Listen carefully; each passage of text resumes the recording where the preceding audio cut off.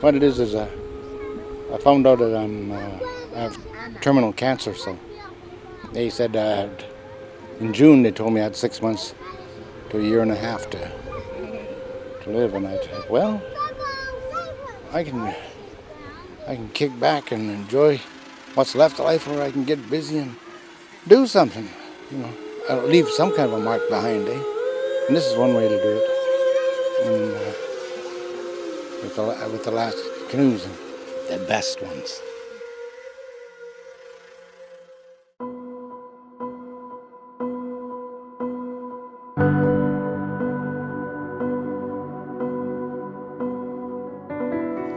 Actually, it's a pretty nice tree. Got a nice sweep to it, eh? When you have the sweep to it, that means when you get it on the water, it's gonna be a nice fast canoe. See, if I make a 22-footer out of it, it should be perfect. Once I get it down though, we can measure it up.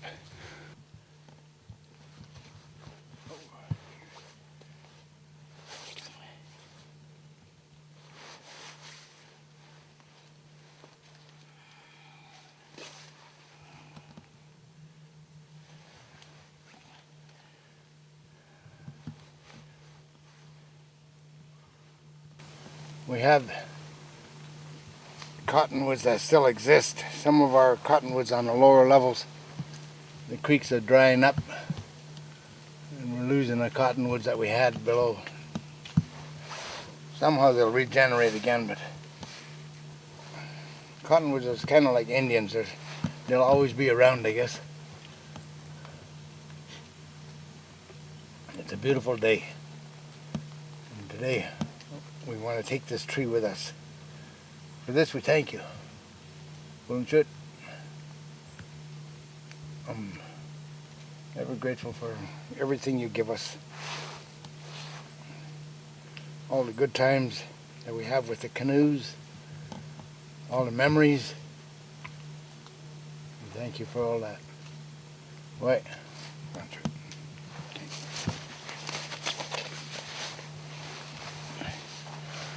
Okay.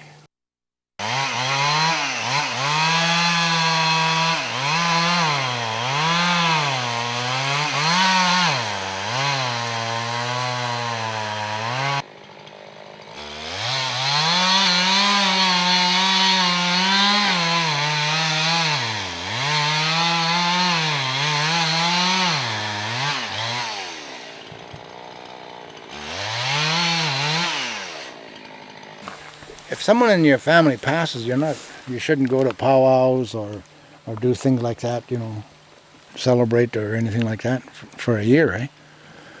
And I was asking my dad about it. I said, I knew he was going, eh?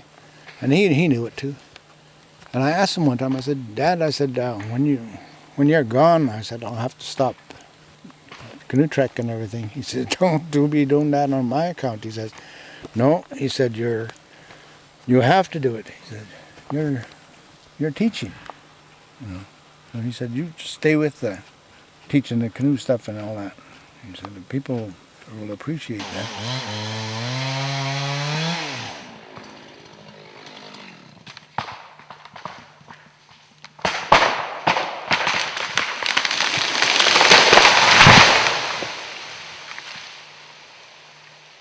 What would your message be then for your family? Same thing. I want them to carry on too. I mean, some form of the tradition should be carried on, whether it's the carving, the artistry, or, it's everything rolled into one. I mean, when you're doing canoes, eh? I mean, I don't know, you would say construction. Like you say, we built a canoe, we carved a canoe, And then when you talk about Indian artwork, well, sure, as the natives, we decorate everything we own, And in the canoes are the same thing. But then when you look at that canoe, it's a huge sculpture, That's how you have to look at them.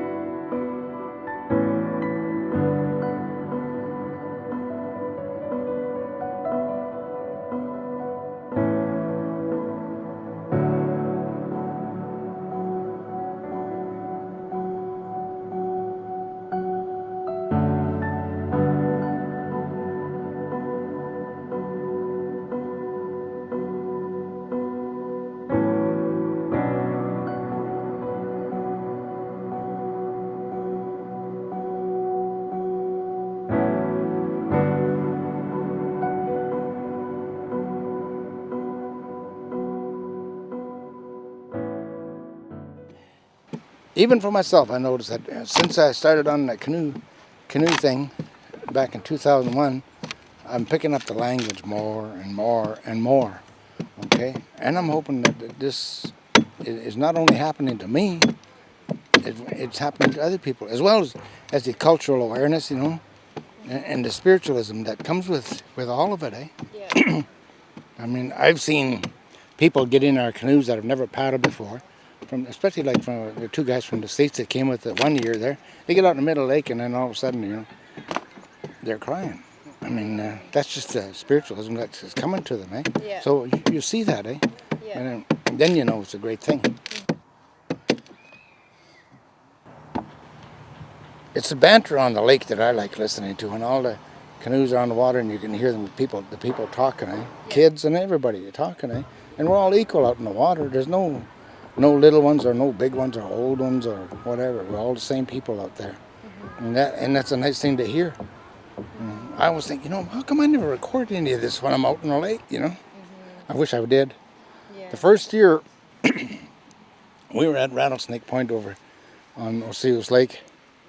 Anyway, and my wife Irene recorded all the singing and the background noise, eh? Yep. The kids, you know, it was 11 o'clock at night and the kids are in the lake swimming yet, you know. And then, of course, there was the drums and the singing going on, and then all the talking in the background. Yeah, women working in the kitchen, you know. And it was beautiful. I mean, the togetherness, you know, Yeah. the unity. That's what it was all about in the first few years, was the unity, you know.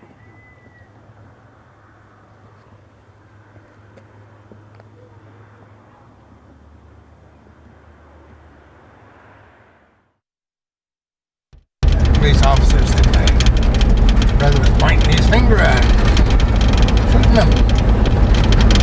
I said, well, my brother was a kid, he killed 1 million ducks like that. No, still alive.